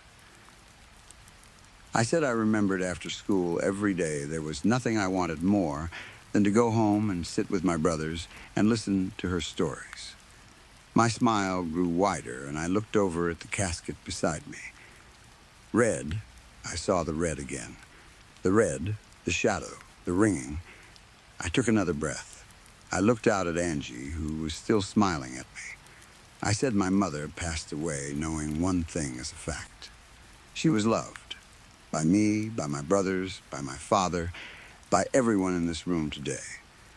And I said I liked to believe she knew she would be loved by people she had not yet met. I let my gaze drift for a moment to look at Angie with a knowing smile, then looked forward again. I said we were not just there to lay my mother to rest. We were there to make sure her memory lived on, that her stories survived long past any of us. I said as we were gathered there today, let us tell her stories. Let us tell everyone who cares to hear about Maura Margera. Let us all remember and cherish and love my mother. I felt tears building in my eyes as applause broke out. I managed to say thank you before stepping down and sitting next to Angie again. She whispered that it was beautiful and kissed my cheek. I wiped a stray tear from my face and smiled back at her. I said I just hoped Mom would have liked it. She said she knew she would have. The rest of the service went on smoothly. It was filled with laughter and tears, and it helped me feel at peace with the fact that my mother no longer walked this earth with me. As the church emptied out, I found myself standing on the staircase outside, arms wrapped around myself, accepting one condolence after another. I did it with a smile each time, my face growing more and more exhausted with every handshake and hug, until Paulie came down the stairs. He said my name with a small smile that soured the moment his eyes landed on Angie behind me. He said it was a beautiful speech. I did my best to fake another smile. I thanked him. My voice was even more tired than the rest of me. He said my mother would have loved it. God rest her soul. I watched his eyes drift back to Angie as she talked with Noah's wife. He started to say he was not so sure about something, and I cut him off. I told him not to finish that sentence. I said it had been a nice day. His eyes found mine again, and that same slimy smile stayed right where it was. He said he was only asking if I thought my mother would approve of that. I felt heat building inside of me, and my words came out before my brain could stop them. I whispered angrily for him to get away from me. His eyes widened in what looked like surprise. He said there was no need for language like that, and that it was less ladylike than some disgusting remark he made. I balled my fists, and before I could scream, I felt Noah's hand on my shoulder. Noah said his name in a flat voice and suggested he leave. Paulie shrugged and started saying it was unnatural, that a pretty girl like me was some, and Noah cut him off. Noah said he would not ask again. He said Paulie did not speak about a member of this family like that. Paulie tried to say he was talking about something else, but Noah stopped him. Noah said he was talking about Angie, a member of the family. He said Paulie could either shut his mouth or leave. I watched Paulie's lip tremble slightly before he let out a huff and continued down the stairs. I let out a shaky breath. I said thanks quietly and looked up at Noah. I started to say he did not have to do that. He said he did. He smiled and patted my shoulder. He said like he told me, anything for me. I gave a small smile as Angie joined us. She asked if I was about ready. I gave a tired nod. Noah frowned slightly. He asked if we were sure we did not want to come back for dinner. There was a small pleading in his voice that pulled at my chest. I shook my head. I told him no, but thanked him. I said everything had really exhausted me, and I needed to rest. He sighed and patted my shoulder again and nodded. He said we were more than welcome to come by later. I told him I would. I said I loved him. He said he loved me. Angie and I found ourselves back at the hotel, and I finally felt the emotional exhaustion of the whole day crash into me. I collapsed onto the bed without thinking and let out a long sigh. I felt the mattress dip as Angie sat next to me, and her hands began to smooth across my back. She asked quietly if I was okay. I nodded against the mattress. I said it was just a lot. Her fingers dug into my shoulder blades, and I let out a satisfied hum. She said my speech was beautiful. I turned my head to peek at her, and that smile was still glued to her face. She said Mom would have loved it. I put on a lazy smile. I whispered that if only Polly thought so, closing my eyes and enjoying her fingers, working into my skin. She asked if that was the guy Noah and I were talking to. I said yes. I heard the frown in her voice when she spoke again. She asked what he said. I started to say I did not want to talk about it, but she interrupted. She asked if it was about her. I opened my eyes and propped myself up on my elbow. I squinted at her. I asked how she knew. She giggled slightly. She said I only ever looked that angry when someone was talking about her. I sighed and let my head drop back to the mattress. I mumbled that it was not their right to disrespect her. I said she was family, whether they liked it or not. I felt her hands stop at my lower back and then slowly run up and down my hips. She called me her little protector and giggled and placed a gentle kiss on my back. She trailed down with another kiss. She asked how she could ever repay me. My lips curved into a smile as she left kisses along my spine. I did not resist at all when she started lifting my dress. After a shower, one where we were both drunk on love and that sort of hazy feeling that comes after being close like that, we dressed in comfortable clothes and decided to spend the rest of the day in bed. We watched some terrible movie on the television and laughed and giggled and eventually fell asleep, all tangled up in each other. The ringing. I heard it again. My eyes shot open the moment my ears recognized the sound. The alarm clock beside me read 3 a.m. again. My eyes went straight to the bathroom door. The light was on. An unmoving shadow stood just behind the door. I shook my head and looked to Angie to make sure she was still asleep. When I slipped out of bed and stood up, the red returned. Before I could walk to the door, I heard Angie stir. She grumbled in a thick, sleepy voice and asked what that noise was. I looked back at her as she rubbed her eyes. They finally blinked open, and I watched her gaze drift to the bathroom door. She asked what that was. She stood up, and I felt breathless. I asked her in disbelief if she could see it, too. Her mind seemed to fill in the gaps as she stood next to me. She asked in a low, uncertain voice if this was what my mom talked about. The ringing grew louder. We both covered our ears. The red flooded the entire floor beneath us and bathed us in its color. The ringing became nearly unbearable. And then silence. Not just silence in the room, but silence in my mind. I tried to turn my head, but found that I could not move it. I kept sending the signal to my brain. Move my head, my arm, my leg, even just my toes. Nothing obeyed, only my eyes could move. They shot to the left and found Angie, who also seemed completely frozen in place. Red exploded across the room. I closed my eyes because of the brightness. When they opened again, I saw them standing there, in silhouette, the bitter beings. I could not make out finer details. In the light, they were more shadow than solid, but I saw enough. They were impossibly tall, their knees seemingly bent just to fit inside the tiny hotel room. Their arms were long and lanky, with matching slender fingers on each hand. Their legs were larger and thicker, but shorter, as if someone had only ever built up the lower half of their body. Their necks craned upward at a length I could only compare to a giraffe, and sitting on top was a round teardrop-shaped head. There were 3 of them standing in front of us.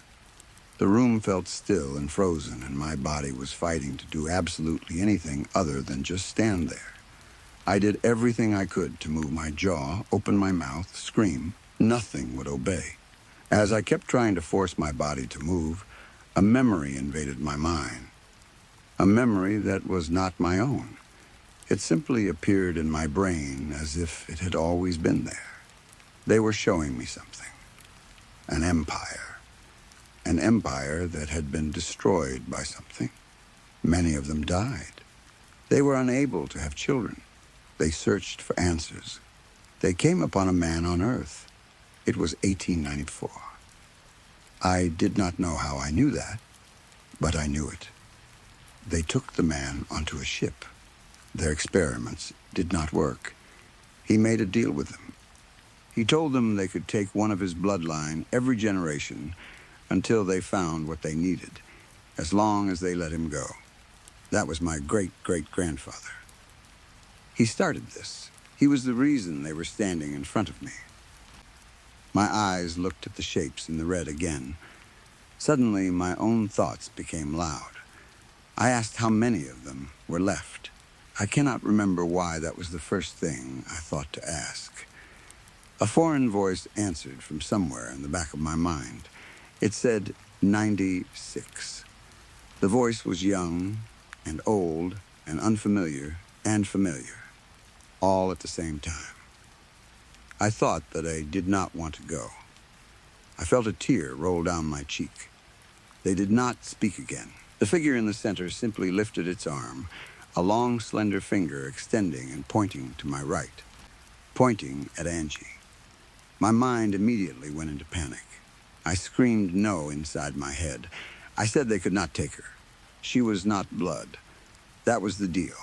They remained still and unmoving. For a few seconds, my mind went silent again. Then, in that same eerie voice, the words came. She is family. I wanted to run at them. I wanted to fight them off, even though I knew it would be pointless. I screamed no again in my thoughts. The voice came back cold and final. It said it was decided. She was to come with them. The figure's finger bent slightly, and suddenly Angie moved. But it was not Angie. She moved like a robot, each step too precise and too sure as she walked forward into the red light and joined the figures. I kept repeating no in my head over and over. I begged them to take me instead. I told them I was blood. One of the figures slowly placed a hand onto Angie's shoulder. In the blink of an eye, they were gone. More tears streamed down my frozen face. In the red stood only me and the central figure. It seemed to study me for a moment before the voice came again. It said any memory of her would be wiped from humanity. It said I would no longer feel pain.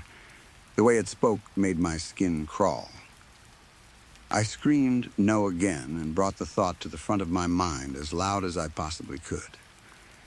I said I could not forget her. I begged. It stood still for another moment. It said I would suffer. I said I did not care. I closed my eyes. I said please. I said I could not forget her. I kept my eyes closed, and the red invaded the darkness of my eyelids. Silence stretched between us for what felt like hours. It said this was unprecedented. My eyes stayed closed. I could not bring myself to look at it. Another long silence passed. Then it said, as you wish. The red vanished. My eyes opened. My lip trembled. My body gave out. I fell to my knees and heavy-labored sobs erupted from me. Tears poured out like water from a hose, and I could not stop them. The silence wrapped around me completely. I was alone. No red, no ringing, no bitter beings, no Angie. When the tears finally dried up, I sat up and looked around the room. Her luggage was still on the floor. Her clothes were scattered everywhere. I picked up one of her shirts from the carpet next to me and hugged it against my chest. I took a deep breath and breathed in the small trace of her scent that still clung to the fabric. I whispered that I was sorry. I said it again. I am so sorry. I went home a day early after that night. I stopped by Noah's house on the way, and not once did he or his wife or his children ask about Angie. Dad never mentioned our fight again, as if it had never happened. Angie Zane, for all purposes, had never existed. Her sister was now, and had always been, an only child. Her name was erased from our college records. Her job had never heard of her. I was the only person on Earth who knew a woman named Angie Zane. It has been over 20 years since that night. In that time, I fell in love with another woman. We were married in secret, and a donor gave us a beautiful baby girl. I am a wife and a mother now. But I cannot forget her. Her laugh, her smile that never seemed to end, her hair, her lips on mine, her fingers on my skin. I can still taste her on my tongue and feel her eyes on me. Noah's children never knew the bitter beings. Neither did Isaiah's. Neither did mine. They never came back. But every night before bed, I walk out to our front porch and sit on the swinging bench.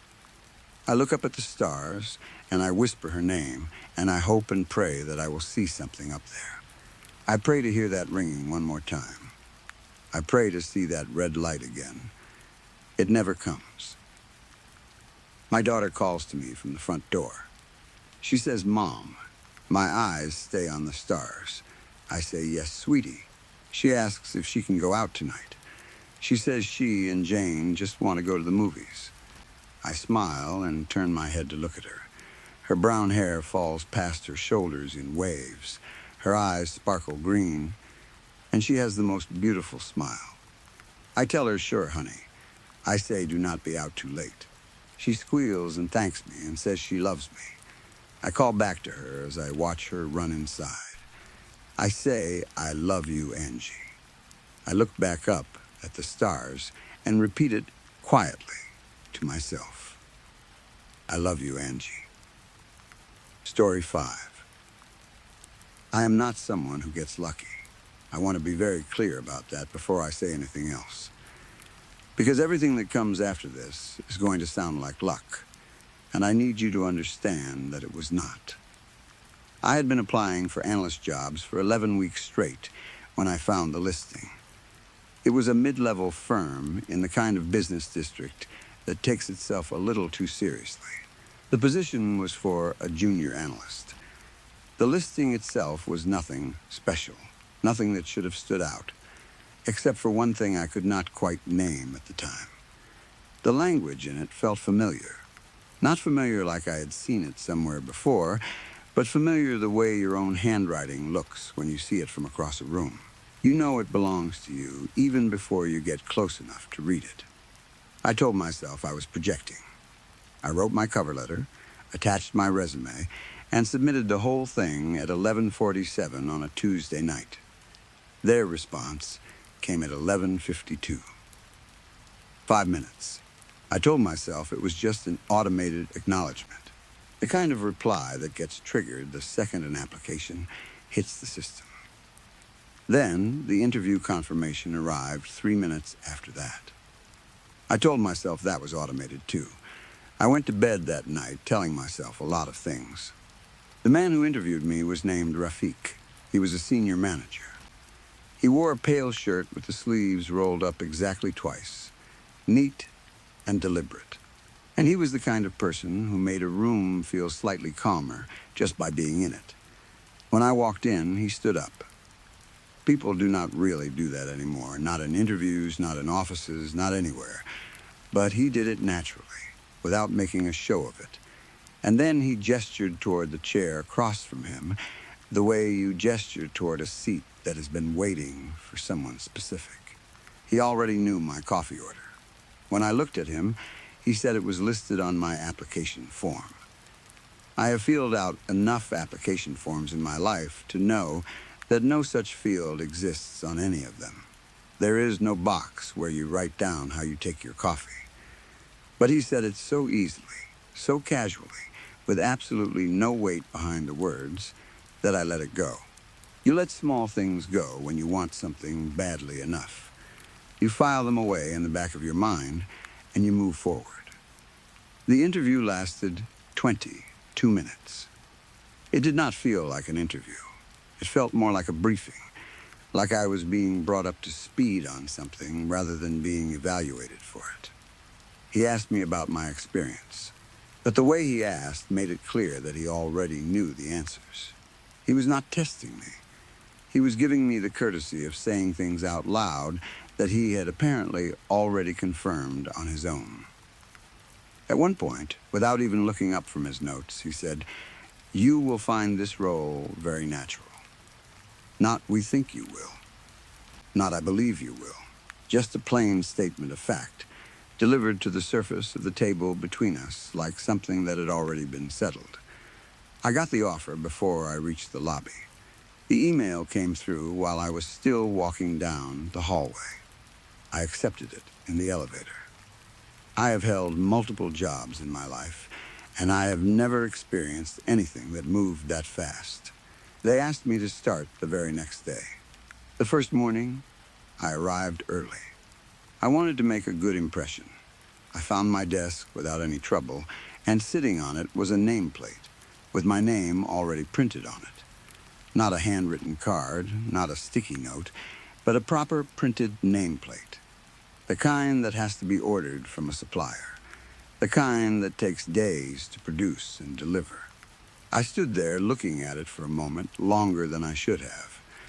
Then I decided it was simply efficient administration. Some companies are just organized. Some places just move quickly. I sat down. The computer was already set up. Not just turned on, but configured. My preferred browser was installed. My usual keyboard shortcuts were mapped.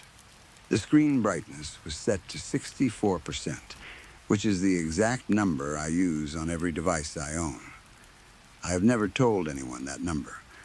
It is not the kind of thing that comes up in conversation.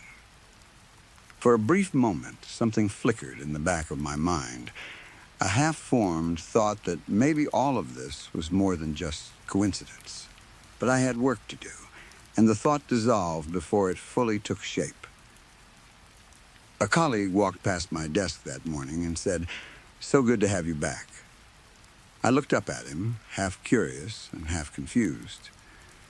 He saw my expression, laughed, and said he meant on board, obviously, and kept walking. The same thing happened 3 more times that day. Different people, different parts of the office, different versions of the same phrase. "So good to have you back." "Welcome back. Good to see you again." Each time, the person who said it seemed to catch themselves a half second after the words came out, as if the wrong version of the sentence had slipped through before the right one could take its place. Every single time, they corrected themselves with a small laugh and moved on. None of it made sense. At lunch, I went to the canteen. The woman behind the counter began plating my food before I opened my mouth. She had already prepared a vegetarian option, arranged exactly the way I would have asked for it. I had not told anyone at the company about my dietary preferences. I had not filled out any form that asked. I stood there holding my tray and trying to remember if there had been some onboarding questionnaire I had forgotten about. There had not been. At the end of the day, Rafiq stopped by my desk. He leaned against the partition with his arms folded comfortably and looked at me the way someone looks at a project that is going according to plan. "Settling in?" he asked. "I think so," I said. "Good," he said. "You look like you belong here." He said it the way you would say it about a piece of furniture that had finally been placed in the right room. Not a compliment, exactly, just an observation about something fitting where it was supposed to fit. I went home that evening feeling, for reasons I could not explain, completely at ease. More at ease than I had felt in months, maybe longer. The weeks that followed were the best professional weeks of my life. That is the part I keep going back to, the part that makes everything else harder to sit with. I was good at the job in a way I had never been good at any job before. Not in the way where you are learning quickly and picking things up faster than expected. It was more than that. I was immediately, fluently good, as if the role had been built around the exact shape of my abilities, as if every task and system and expectation had been designed with me specifically in mind. Everything fit. Nothing felt unfamiliar. Rafiq defended me in a budget meeting where I nearly stumbled. He stepped in with the calm efficiency of a man protecting something he had already decided was valuable. He did not do it loudly or dramatically. He just redirected the conversation in a way that made my mistake disappear, and afterward he nodded at me once, briefly, as if to say that it had been handled and I should not worry about it. But underneath all of it, I could never fully shake the feeling that everything was too smooth, too easy, too perfectly shaped around me. I started asking questions, quietly, carefully, about my predecessor. I wanted to know who had held the role before me, how long the position had been vacant, what had happened to the last person. The answers I got were never the same twice. One person said they had left suddenly. Another said they were not sure exactly when the previous person had gone. A woman named Anika, who had been on the same floor for 3 years, told me she honestly did not remember there ever being anyone in my position before me.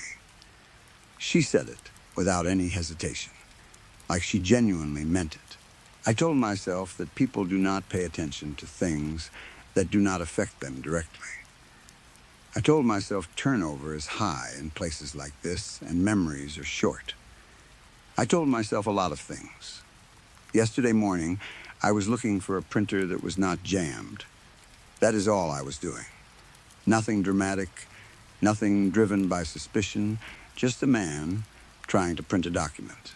I walked down a corridor I had not been through before, turned a corner, and found a door that was slightly open. It was labeled Archive Room. The room inside was cold. It smelled like old paper and still air, the kind of smell that belongs to places where things are stored and rarely touched. There were rows of filing cabinets along the walls, and the folders inside them were organized by role and by year. I was standing there for maybe 4 seconds before I understood what I was looking at. It was the shelf designated for junior analysts.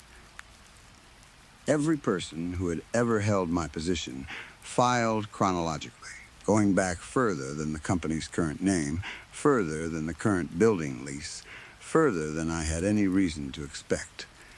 The records went back decades, maybe longer. I could not tell exactly because the older folders did not have clear dates on their spines. I should have turned around and left. I know that, but I did not. I started with the most recent files and worked my way backward. The structure of each folder was the same. There was a thin front section that contained the usual things: resumes, interview notes, hiring paperwork. Then there was a thicker middle section filled with performance records and something labeled personal observations. And at the back, there was always a final section titled Exit Summary. These were always short, always written in a warm and conclusive tone, and always final.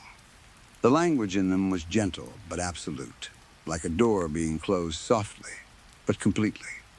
What I noticed as I moved through the files from newest to oldest was that they got thicker, not slightly thicker, substantially thicker. The older the file, the more detailed it was, as if whoever maintained them had gotten better at the work over time. More thorough, more patient, more careful. The middle sections were where the difference was most obvious. The personal observations in the newer files were brief, a few notes about work habits and communication style. But in the older files, the observations became something else entirely. They recorded things like preferred working hours, stress responses, the specific way a person phrased disagreement in their emails, the tone someone used when they felt overlooked, the small, unconscious habits that surface only when a person is comfortable and not performing. These were not the kinds of things you learn from a resume or an interview.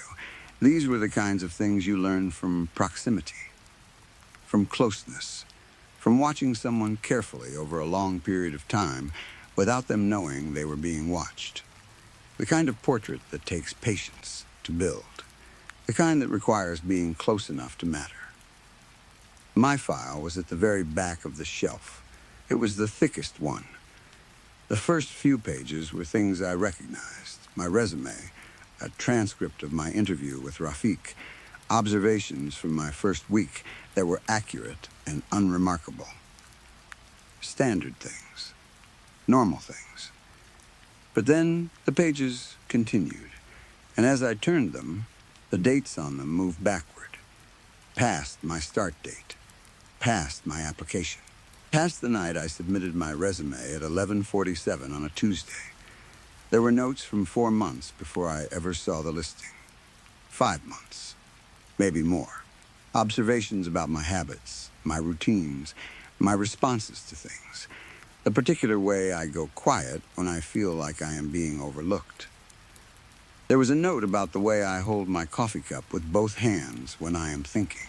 There was a note about the order in which I check my phone in the morning. There was nothing dramatic in any of it. No photographs, no addresses, no evidence of anything that would feel immediately threatening. Just the steady, patient accumulation of details gathered by someone who had been paying very close attention from somewhere very nearby. Someone I might have trusted. Someone I might never have thought to question. Someone whose presence I might not have even registered. I did not know who it was. I still do not. The last page in the file was a single sheet of paper, mostly blank. At the top was a field labeled Exit Summary. The field was empty. Nothing had been written yet.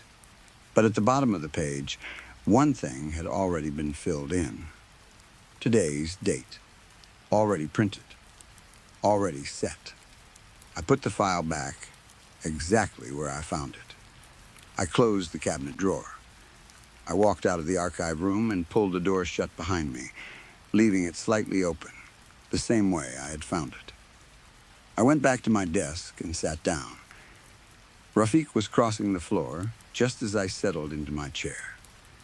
He did not stop walking. He just glanced over at me the way he always did, casual, easy, and said, "Still at it? Good man." "Yes," I said. I opened my email. I answered one message, then another. I typed carefully, at normal speed, with normal phrasing. I did not rush. I did not pause. Because I understood something in that moment with a kind of clarity that only arrives when a situation becomes very simple. The only available move was to behave exactly the way I had behaved every day before. To give nothing away. To be, for as long as I possibly could, completely unremarkable. I do not know what today's date on that page means exactly.